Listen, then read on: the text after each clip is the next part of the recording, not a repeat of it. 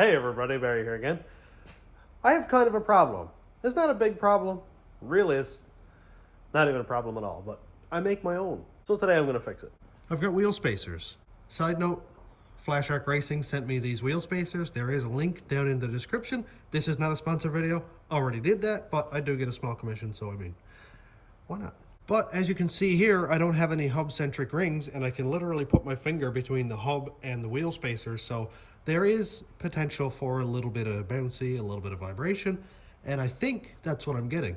When I'm driving up the road, I can just get a kind of like a little bit of a slow pulsation when I'm going slow, but when I'm doing like double the speed limit, then I don't get any vibration at all, but whatever. Today, I'm gonna design and 3D print hub-centric rings. I know I can buy them. I don't know how much they are. I haven't even checked, but I assume they're really expensive, so I'm just not even going to try. I'll spend hours of my time designing them, really just minutes, and I'll print them and I'll use them, and then I'll test them and see if they work, and I'll check back at a later date with that. So I have here basically the only tool I'm going to need today, and I'm going to set it to 0. It's on millimeters. And just going to check the center of this, which comes out to 107.74 millimeters. Always good to do a sanity check just to make sure everything is good. 107.8, so that's good information. Within half a millimeter or a quarter of a millimeter is just fine. And we're at 77.8. Not sure if the rear is going to be different, and nope, it's exactly the same, so we're just fine. All 4 spacer diameters are the same, but what I'm going to do is measure the depth right here. Depth is, we'll say 8 millimeters. On the front, depth is about 12 millimeters. I would normally just print all 4 at like 8 millimeters because that's what the rear is, but the front is going to have a lot more side load from turning, so I might as well make it the full thickness of that hub and go with the full 12 millimeters. I was really trying not to take the spacer off because I already torqued it on about a month ago, took my wheel off and retorqued it so I know it was on there tight, but I just wanted to check this taper on the back here. So if we look at the very outside of that taper, it's at 113 millimeters. The reason I wanted to check that was because this little bit of a taper that I'm going to put on the back of the hub-centric ring is going to slide onto the hub first, then this will go on over it, and that taper the whole way around is going to hold the centric ring in place. So I just wanted to get the diameter of that.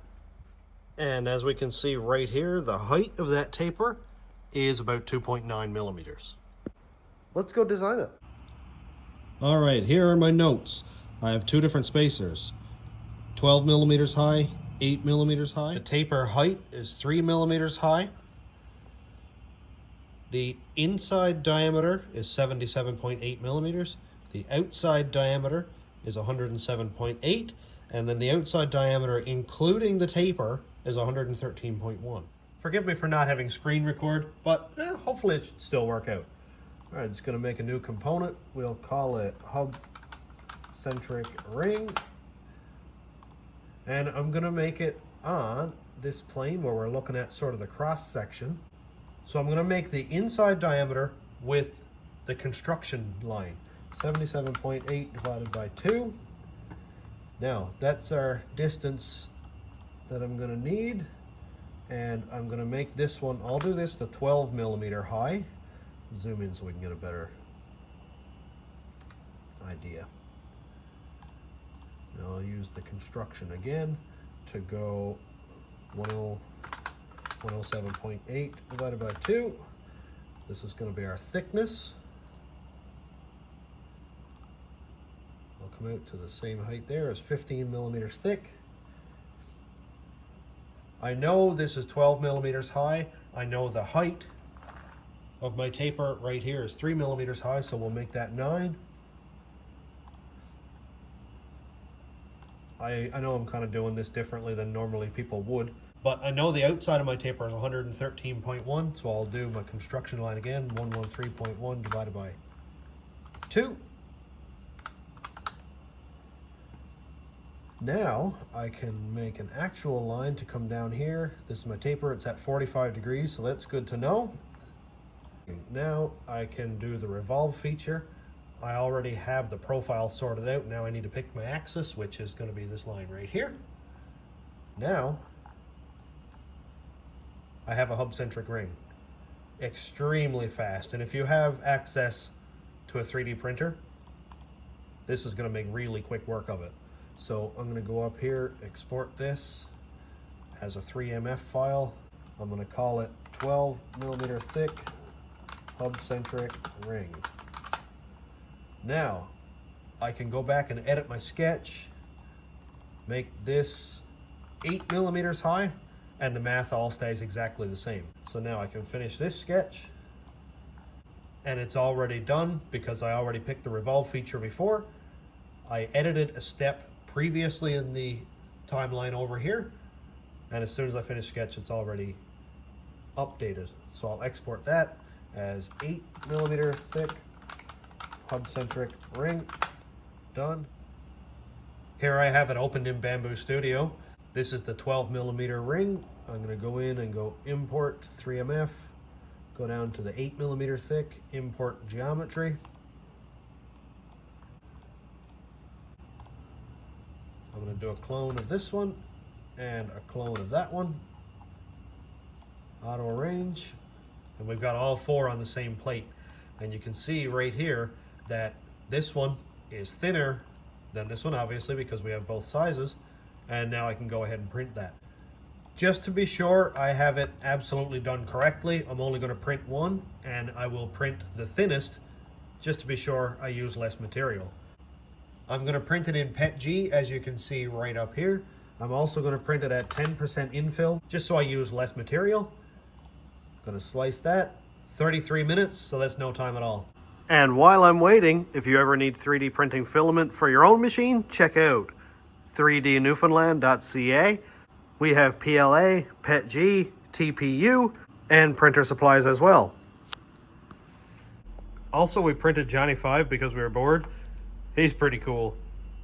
And here's the print. I think it came out awesome, actually.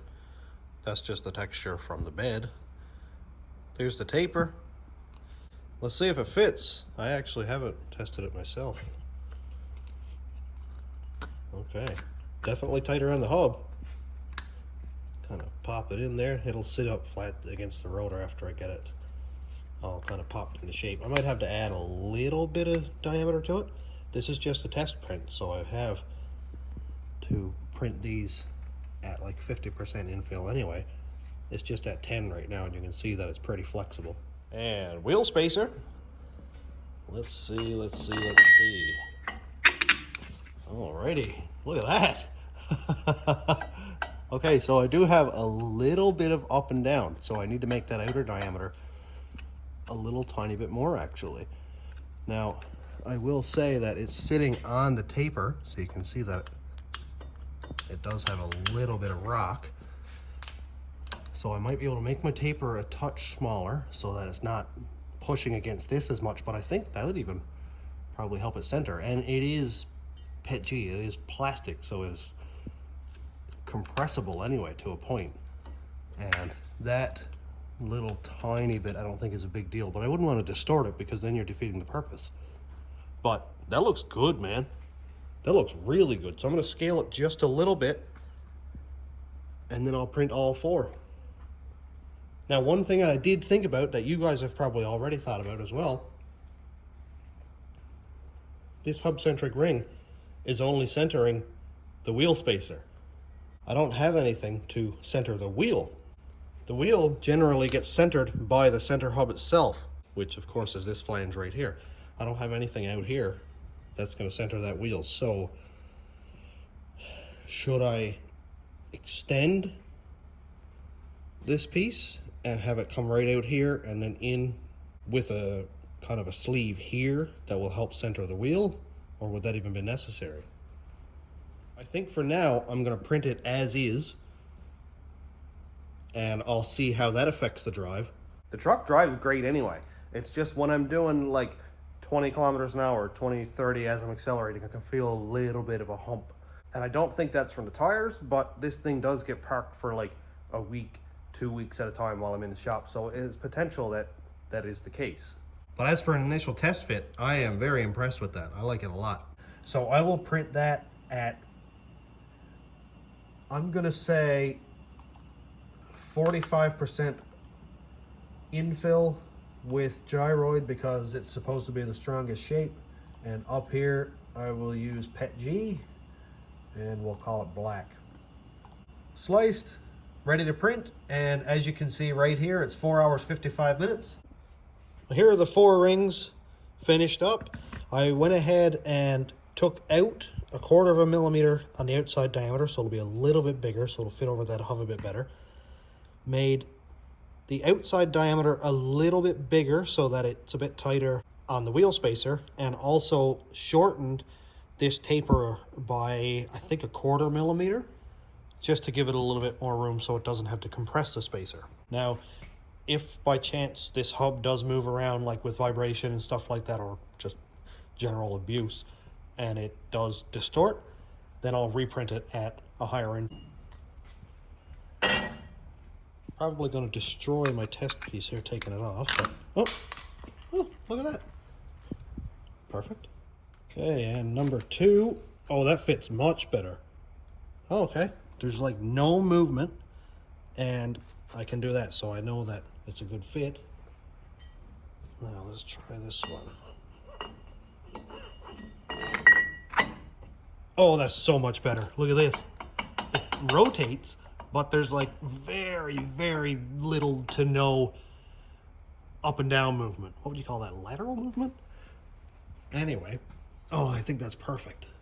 I'm gonna go change out the 4 of them, bolt this down, put the wheels on, and then take it for a test drive. All right, down on the ground, wheels are bolted on, everything looks good.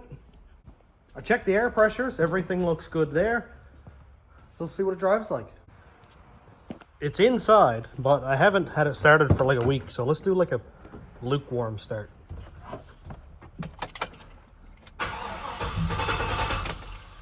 Be nice. Oh, you need some gas pedal, do you?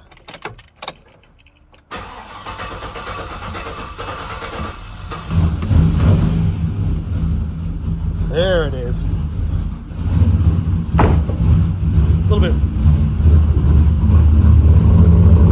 There you go. I'll let it warm up for a second and we'll take it for a drive. All right, I had to stop and get a little bit of gas, so I just did that first. Let's see what this thing is like. Oh, people drive so slow in this town. Dude's doing like 30.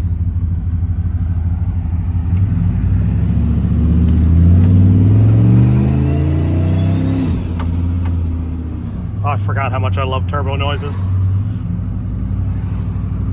Hello, Rodney. Well, right now I'm doing 45-ish, and there's like no bouncing at all. It feels awesome. The road is a little bit jittery here, but other than that, it's good. But I have no vibration, nothing on the wheel. Seems to be working really, really well. I'm happy with that, man. That's cool. If I find that they need to be aligned even a little bit better because the wheels themselves aren't centered, then I will make like a big one piece. I mean, it'll only be like 1.5 inches, maybe 2 inches thick.